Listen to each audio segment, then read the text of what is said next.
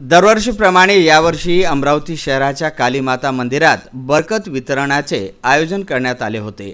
यावर्षी सुद्धा कालीमाता मंदिराचे पीठाधीश्वर शक्ती महाराज यांच्या वतीने ह्या बरकतीचे वाटप करण्यात आले।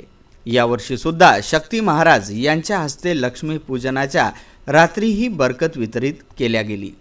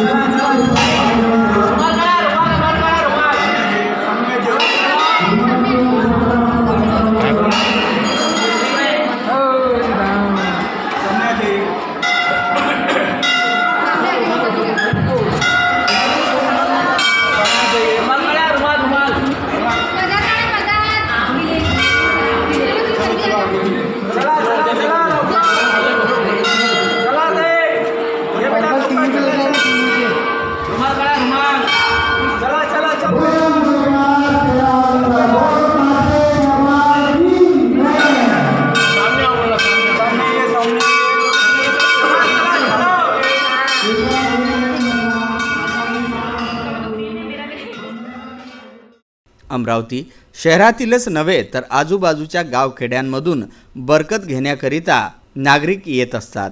हिंदू स्मशानभूमीपासून मोठी रांग बरकत घेण्याकरिता आलेल्या नागरिकांनी लावली।